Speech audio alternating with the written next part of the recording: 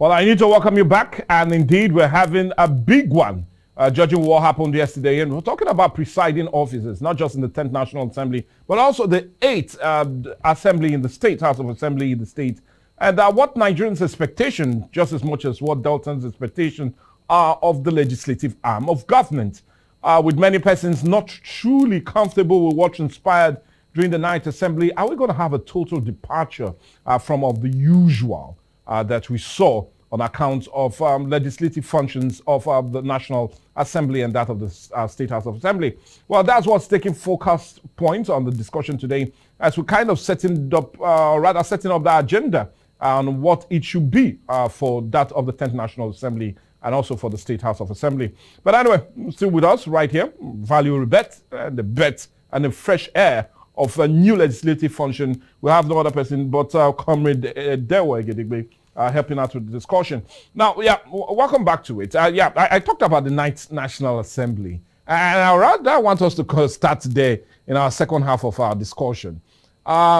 Just some couple of weeks back, during more like them really stepping out, they pride themselves of having to have 84 bills being passed that were signed into law by former President Muhammad Buhari, and on account of that, they said they did excellently well, judging by the 84 bills that were finally passed into law by the last administration. But the question becomes, is it the number of laws that are being, or bills that are being passed into laws that we should judge the 10th National Assembly on in bringing that dividends of democracy to us? Or is it more of what these bills are and how impactful that they are on the lives of Nigerians that should rather be looked at, and not the numbers of bills pushed or being passed and that are finally being signed into law? So it's more like setting up the agenda, especially when it comes to laws being churned out by our National Assembly.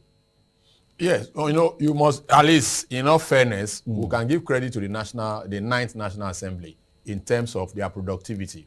I will consider that, because the 8th National Assembly, the 9th National Assembly was a clear improvement on the 8th National Assembly. In the passage of bills. In passage of bills, and even in the working relationship between the executive and the legislature.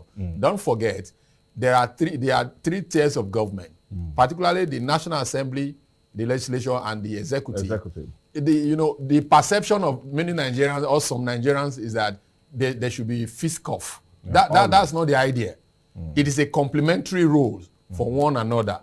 And I think that was what the 9th National Assembly tried to maintain. That's why they had a large number of bills being passed into law. Of course, that's one. Then, of course, the bill passed into law, majority of them has direct impact on Nigerians. For instance, the long-awaited passage of the petroleum industry bill, which was in almost successive administration, got passed under the 9th National Assembly. Not just that, there was more of touching of the Electoral Act that we used between 2010 and 2022. That's of 12 years. It didn't have any successful engagement in between these 12 years. But this 9th National Assembly were able to also give some facelift to that document, and that gave us what we're having today, even though there are still skirmishes. The skirmishes are born out of the operators, the managers of the process. That's a matter for the court to dispense with in the coming days. So those are some landmark bills that made up the over 82 bills that were signed into law, and a whole lot of different establishment they were able to do. So it's an improvement on the 8th Assembly. That's the point I'm making. Then what is expected of the 10th Assembly is that the 10th National Assembly should be far improvement on the 9th National Assembly.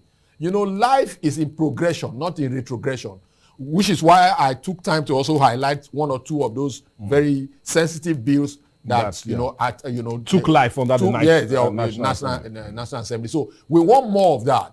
Now, my own take for the 10th National Assembly is that their bills should be people-oriented. And I'm also recommending that there are a lot of those bills that should be repealed and rearranged to suit the yearnings of Nigerians. that will be credited to the 10th National Assembly that they've done well.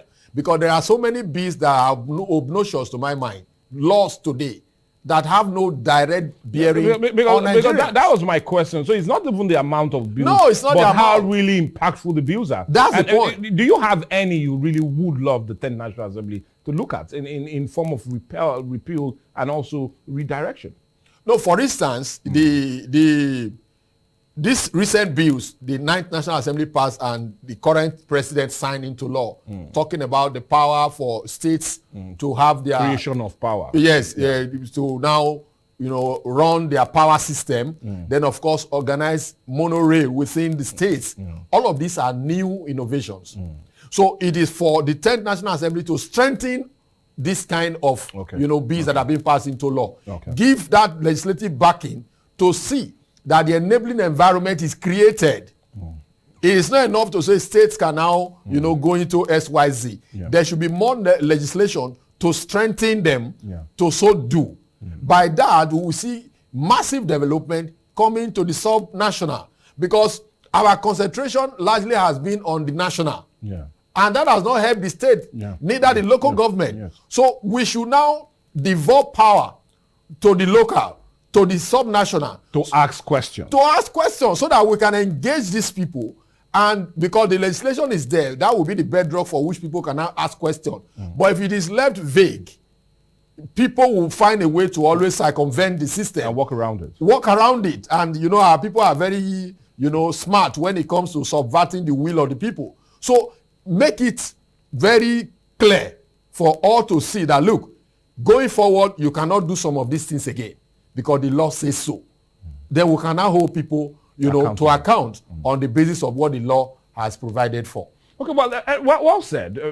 Let's still look at what Nigerians will really be looking out for the 10th National Assembly and that of the 8th of the states. Now, one major problem that the country is also being faced with, and also that's spiraled out of control under the last administration, will be corruption. Well, if you look at the corruption index, we were ranked 150 out of 180 in the last 2022 corruption rating, majorly from Amnesty International. And one of the reasons they gave on account of us still dropping down the ladder was corruption in government circle, which was also paramount and mind-blowing under the last administration. Issues that bordered on subsidy regime, which this present administration will stick to in removal. And not only that, oil sector, we had mind-blowing revelation, whereby 8 trillion is still unaccounted for in the last couple of years, and even having an auditor general looting billions of naira under his watch, under the last administration. And all of these will be heaped and blamed on the National Assembly not doing its oversight function. That's the reason many would say we're more of us getting corruption fester under the 10th National Assembly or under the last administration. And even not only that they were not doing their oversight, we even saw them also compromising, like with the recent allegation coming from the last Minister of Aviation, Serika, where he said persons of the Aviation Committee in the National Assembly requested for 5% stake in money coming from Nigerian Air. So let's look at all of these. What direction should the National Assembly, the 10th National Assembly, look at, or what are the expectations of Nigeria when it comes to oversight from the 10th National Assembly? Clearly, for me, oversight from the National Assembly, from successive National Assembly till date, has not been very positive. Has not been very positive. In fairness, yes, they have not been very positive. So we want a 10th National Assembly that will stand on what they are expected to do. Oversight is one, making laws is another. But we are more critical about the oversight. Because when somebody knows that you are coming to ask him question, he will be circumspect. That fear that supposing they ask me this question, what will I say? We make him do the right thing. But when it is left loose, then anything goes. Absolute freedom is anarchy in disguise. I've said so before. When you don't check people when you put them in offices, then you have given them room to misbehave. But once there are checks and balances, people will tend to be objective most times. So we expect the 10th National Assembly to give 110% approach to oversight. Okay. Oversight the executive, oversight MDAs, whoever that need to be oversighted, they should be oversighted. We want to see that happening. And we want to see the framework so we can measure them in terms of successes or failure. We want to see a framework for their oversight. We want to see a framework for their lawmaking. Repealing some of the obnoxious laws and, refining them to reflect the current realities of Nigeria. The poverty rate is becoming higher. Yes. Don't forget, with the removal of subsidy now, it has skyrocketed. Yeah. So what are going to be the mitigating approach, the factors and the measures? The National Assembly should be on the top of this to hold the executive that, look, you told us you are going to cushion the effect by building out infrastructure. So let's see your plan, your projections. Or in the first 1 year, what are we going to see? By the second year, what are we going to see? Let all of these things be conceptualized properly and made known to Nigerians so we can measure them, so we can, check them from time to time and report back to Nigerians. For us in the civil society, I told you earlier on the platform that, look, for Transition Monitoring Group at the National, we are taking a census of all of the manifesto of the executives. The president today, for instance, what he told Nigerians was going to do. Yeah. We have a tab on it already. Okay. And at the state level, we are doing same. You are a governor of the state. What you told us you want to do, we want to see you do it. Because if you don't do it, we will shame you. The praise and the shame approach is coming in full force in this new dispensation. When you do well, we'll thumb up for you. But when you fail to perform, we will shame you without any hesitation. So we are saying that the job of the 10th National Assembly is clearly cut out for them. We want to see programs and plan. We want to see it. Don't just come on air to tell us things. We want to see how you want to achieve those things. How do you want to take these steps? We want to know so that we'll take the step with you, measure whether you are doing it well or not. And with that, our democracy will be thriving gradually. Now, you talked about states and more like setting not just the agenda for the federal, and also states will be asked questions. And I want us to come there because even yesterday, while that of the 10th National Assembly was going on, presiding officers of the Delta State House of Assembly also took their time to also get those principal officers. And Right Honorable Momotimi Danis was elected as Speaker of the 8th State Assembly, also kickstarting legislative functions under the state. And we also had his deputy also being elected yesterday. Now, let's come to our state, which is Delta State, which is more like our own principal constituent and assignment. Now, what are Deltans' expectations, especially in the areas of robust legislative law and oversight and even check and balance? What are our expectations from the 8th Delta State House of Assembly? Well, thank you for delving into the Delta question. Yes. For me, it's really critical to me. Like I said earlier in passing, that we usually talk more about the national. We don't seem to talk about the state. So I thank you for bringing that in focus. Now, for the 8th State Assembly, before I go to the 8th, let me also first talk about the 7th State Assembly. The 7th State Assembly was a mess. In your assessment? In my own assessment, it was a mess. A mess in all ramifications. I say that because you hardly can even assess them. As a civil society practitioner in this state, you hardly can assess the 7th State Assembly. So if you are not open to the people you are representing, then what kind of representation is that? That's why I say it was a mess. So having said that, that means that the 8th Assembly must be open from the word go. That's the way I want to begin. They must be open. It's a must. It's a must because you are there to represent the people. I can tell you for free that majority of the immediate past legislators did not even visit their constituents throughout the 4-year tenure. So that's abysmal. So the 8th assembly, you campaigned and you were voted for. Now you've been sworn in. You have to be seen to be doing the business of representation. Anything short of that, we will tongue lash them. Because we pamper these people for too much. You are a servant to the people by volunteering to be elected. You want to serve the people. I tell people that, look, Jesus Christ was a servant leader. And if you want to lead, that's the approach and nothing more.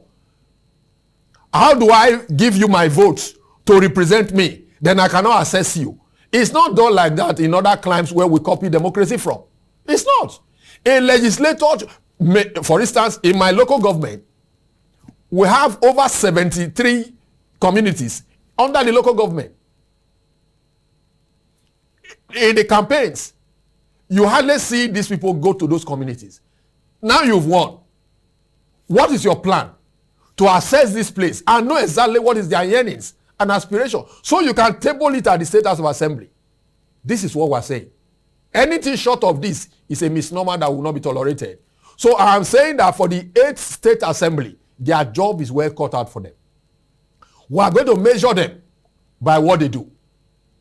Now, coming to legislation, passing of bills, the 7th Assembly, public hearings are not usually announced in the right order. You want to have a public hearing on a bill that you are making to better the laws of the people of the state, and you give that publication just maybe 48 days to, 48 hours to. How will people be able to even now come up with memoranda to present that will help to deepen, your laws that you want to make? Who tell you that because you are a legislator, you have all the knowings? Who said that? So I'm saying this so that they know exactly what to do, what to redirect their attention towards. We've had cause to, to query some of the processes in the 7th Assembly because we are not in the picture most times. The legislator does not have access, has not visited my own community. He doesn't know the yearnings of my community. And you say you are making laws. How will that law affect my community that you don't even have access to, that you don't know what their problems are? So we need to really make people understand what their job is all about. It's not enough to carry the name. Oh, I'm a legislator. Thank God for being a legislator. What does the legislator do? What are the duties of a legislator? Do you so know it? If you know it, are you doing it? If you are not doing it, then it's a question. There's a question mark. So we are saying that the 8th State Assembly of Delta State, under the leadership of what's the name now? Right Honorable Dennis. Right Honorable Dennis should hit the ground running. Be open. When you are invited to attend programs, you should be able to ask, honor those programs and let the people know what you are also doing. Because not much is known. I can tell you, the 7th Assembly, they passed several laws. Some of those laws, they are not applicable. They cannot service the people. Because one, the nitty-gritty that should have come with those laws were not there. Because they were done in an obnoxious manner, to my mind. They didn't have the really clear, openings that should, bring ideas, cross-fertilization of ideas that will make its final way to, those laws that will better the people. For example, there is a law passed by, is it the 7th Assembly or the 6th Assembly in the state here, that abolished DEVE. But DEVE is still thriving today. Not many people even know about the law. When you make laws, when you have that, public hearings, that will give people opportunity of knowing the law that is about to be passed.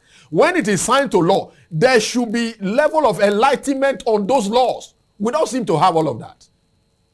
Legislators are also doing that. The executive, of course, they don't even want the people to know before, after all. So you don't hear about those laws. It takes our curiosity as development workers to try to find out what's happening. That's why we are privy to some of these things I'm telling you on air here.